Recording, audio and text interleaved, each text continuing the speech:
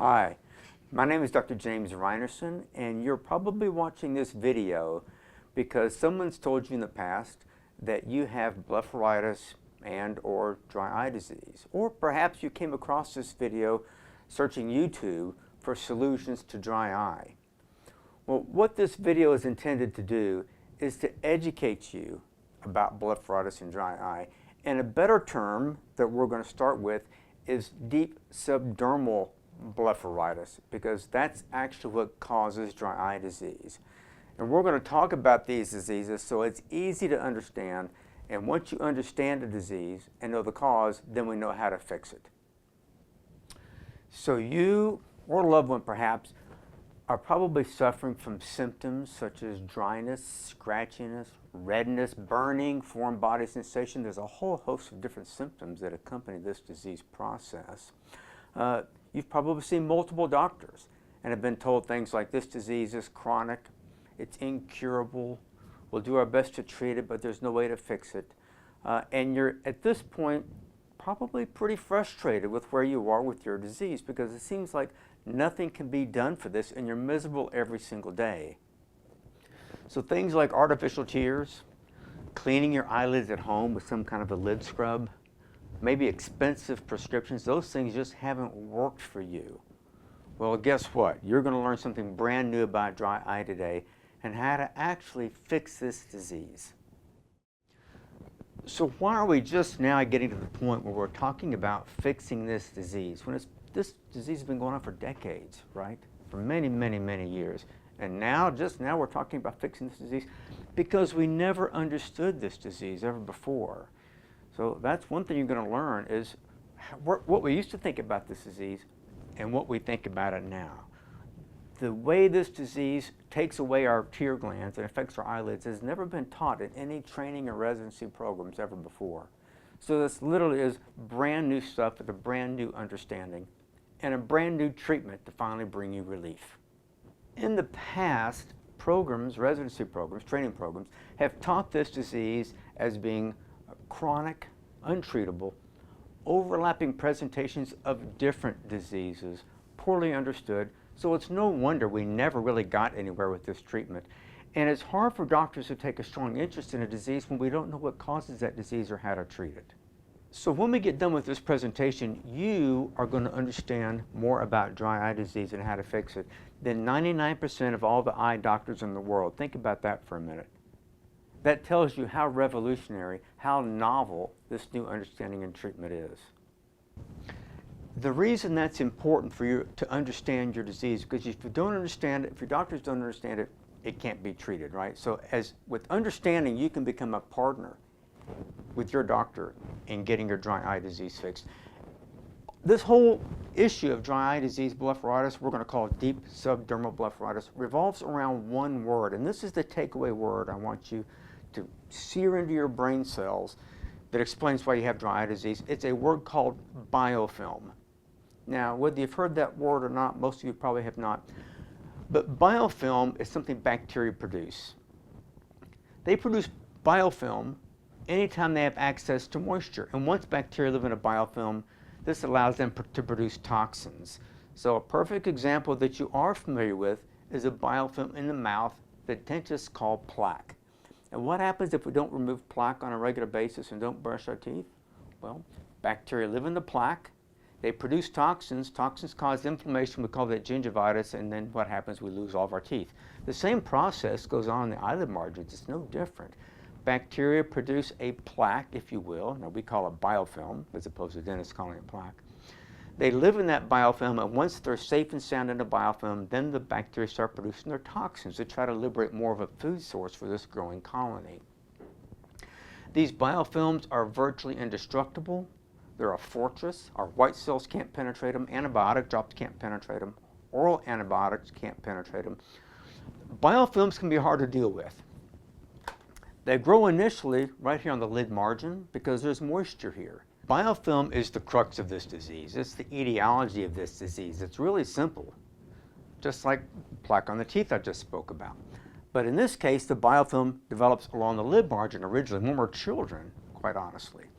That's where the disease begins. Now, the same bacteria that lives along the lid margin live on the back of my hand, Staph aureus and Staph epidermidis. But there's no disease on the back of my hand, and why is that? Because there's no moisture, meaning there's no biofilm. But on the lid margin, obviously there's moisture, at least we want there to be moisture. Bacteria live in that biofilm, they produce toxins, that leads to inflammation, and it's our body's inflammation that actually destroys all the structures of the eyelid. Whether it's the meibomian gland here, the most important gland for making tears, or the lash follicle, chronic inflammation that lasts for decades slowly destroys these things, and that's the essence of this disease, hence the name blepharitis, which means lid inflammation. But again, deep subdermal blepharitis is a better term because this inflammation is not just superficially, it's deep within the eyelid, and that's what kills the internal structures here in the eyelid. The inflammation in this case never turns on. Typically when our body responds to an insult and inflammation begins, that inflammation is supposed to turn off at some point. Once the enemy is defeated or once the wound is healed, there's no longer a need for inflammation to do either one of those things, fight the bad guys or fix what's broken. But in this case, since the bacteria live in a biofilm that's impenetrable, those toxins are always there, the immune system is always reacting to those and never turns off. And that's what it's supposed to do, but unfortunately what ends up happening is the biofilm doesn't get destroyed, but long term our tissue gets destroyed. And that's what kills off our tear glands and leads to dry eye and causes all the comfort, all the discomfort that we know as blepharitis, the itchy, the scratchy, the foreign body sensation, and the redness, quite frankly, that's very cosmetically unpleasing. Now we talked about the toxins and why bacteria produce these toxins. Well, bacteria need to eat like anything else. Bacteria will typically eat the oil produced by our oil glands, but bacteria learned a long time ago that if they can take that oil and convert it into a solid, it can't escape the gland. If they can make that oil stay down in the gland, they have a nice, stable, long-term food source. And from an evolutionary standpoint, that's what they want, right? They want to survive. They want to grow a big colony. So that's what they do. They turn our oil into a solid using two different enzymes, lipase and esterase. Esterifies our oils, so they become a sludge within this gland, and they can't come out. The oils can't come out. The sludge can't come out. It obstructs these glands. It can lead to what's commonly known as styes. We call those chalazions. It can lead to a lack of oil and really make you feel very, very miserable. So that's one type of toxin, turning our oils into a sludge. The other type is called a cytolytic toxin. Bacteria who produce cytolytic toxins have no appetite for oil. They have an appetite for you. And they produce toxins that break down your cells, that break down tissue, cytolytic toxins. So sometimes we can treat patients and we find there's actually no sludge in the glands. We know those are probably cytolytic toxin producing bacteria. And those patients can look much, much worse than the sludge producing bacteria because the eyelids are beet red, they're excoriated, and a lot of damage can be done really quickly with cytolytic toxins. One sign of having any of this disease, one sign of the inflammation associated with this disease is a sign called the red line sign, the Rynerson red line, right here below the lashes. And presto changeo, there's a red line of the upper lid. And you can see it here in this little brochure we give our patients, this red line right here. So why is that red line important? This is a brand new diagnostic indicator that's only been out probably less than a year. But if you have this red line right here on your upper eyelids, you've got this disease and it's chewing away at your meibomian glands and destroying them, and you might not even have any symptoms. So later on in this presentation, I'm going to show you how to find this red line in you or a loved one. And that may explain all of your symptoms right then. And then you can go to your doctor and say, hey, I got the red line. I watched this presentation. I know I have deep subdermal blepharitis because I have this band of redness right across the top of where my meibomian glands are. Now that line is invisible. Any of you right there watching this video will look in a mirror, you won't see your red lines. But if you have any of this disease at all, it's there. And I'll show you in a little bit how to find that. So again, this red line is destroying your meibomian glands. And let me reiterate that these meibomian glands are the most important tear gland you have because they produce the oil that we want to lubricate our eyes, to make our eyes feel normal, to make our eyes see normal. You have to have a good oil lake over your cornea. And that should be the job of any eye doctor specializing in dry eye disease. is rescuing meibomian glands. And if you were referred to this video by your eye doctor, or if he sent you this video, maybe because you're getting ready to see him to talk about dry eye disease, because that doctor is more of a cutting edge doctor and he's up to date on the latest treatments, the latest ways to get rid of the biofilm out of these glands and off the lid margin. So you're fortunate there. You've taken the first step if your doctor has sent you this video. So now let's get into the how-to. How do we fix this disease? How do we get rid of biofilm? Well, again, I said the biofilm originates right here along the lid margin. By the time we're age 10, most of us are going to have biofilm here. We have to get rid of that first of all, because that biofilm acts like a layer of saran wrap that seals off these glands right here. So even if they're making oil, it can't come out because you got that layer of biofilm sealing them off. So the first thing we have to do is get rid of the biofilm on the lid margin. It's already there by age 10, beginning to cause problems, whether we're symptomatic at age 10 or not. It's already there, and it's beginning to cause issues. We have to get rid of that first, and we do that using a Blepharitis device that debrides that biofilm, removes it from the lid margin, because if we don't do that, get that all off of there using this device to clean all that off, then that biofilm layer is going to act like a layer of saran wrap, seal everything off. Even if you're making oil, it can't get out onto the lid margin. First step. Second step is we have biofilm that gets down in these glands. So these glands have ducts that come up to the surface. Those ducts, there's an opening for oil to come out. It's really no issue at all for bacteria to work their way right down into these glands through that duct. They set up shop here. It's not an infection. It's a colonization of our glands. And since there's moisture in these glands, what do they produce? You guys are educated by now. They produce biofilm down in the glands. Once they live in the biofilm, they produce their toxins. So now we're getting inflammation inside the gland, and that's where the destruction starts taking place. We've got to get that biofilm out of there. Well, how do we do that? There's no way to scrub it out like we could scrub it out here.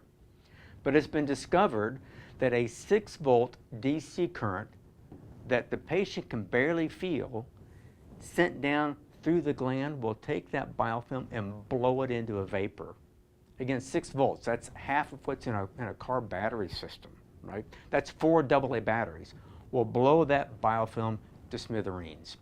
And once we blow it into a vapor, then we can get it out. If we don't do that, that biofilm down in the gland is going to stay there because bacteria produce a molecule called an adhesive molecule that's like bacterial superglue. And once they build their biofilm inside these meibomian glands, it is stuck inside of all the little oil-making sacs. It's stuck inside the duct. That biofilm's not coming out. We have to vaporize it off the walls of the glands and out of the ducts. So let me mention before I get to the next step that so far everything we're talking about is really painless. The cleaning of the eyelids, that tickles. There'll be a squeeze reflex with that, but we can manage that. Most doctors can manage that, no problem. It just tickles. The vaporization, as I said, you barely feel it. It's only 6 volts. To perform this vaporization, we use a little contact lens. This little guy right here. This goes into the eye. The lid's closed around it. There's a little metal strip here, and that's what sends the 6 volts of DC current directly into the lid margin and into these glands. So we're directly vaporizing the biofilm within these glands. Now we got to get that out of there. Now so far the vaporization, barely feel it. The scrubbing, it's a little intense with the tickling, barely feel that. The squeezing out and heating, sometimes there can be some discomfort because we're squeezing inflamed lids, but let me tell you how we do that. We have to first of all melt this sludge that's within the glands. So the Optivized device here, this is what sends the current to the little eyepiece, sends a DC current. That's this half of the unit. The other half of the unit controls this little expression device.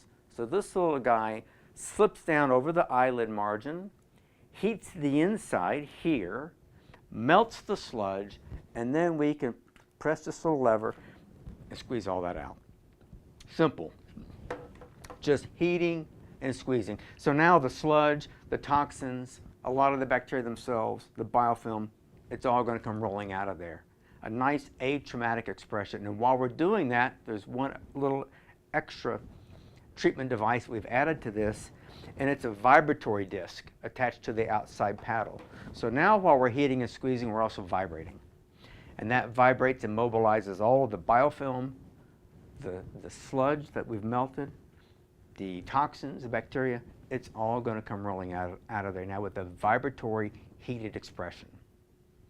So that's essentially the treatment process for getting you fixed. You might be wondering about why you've never heard of these treatments before. Well, I mentioned they're brand new. This is a whole new treatment system that's being introduced, just been introduced in the past year. You might also be wondering, does insurance cover the cost of this and how expensive is it? Well, this is a cutting edge treatment. This is new technology. And insurance doesn't cover new technology treatments. They just don't.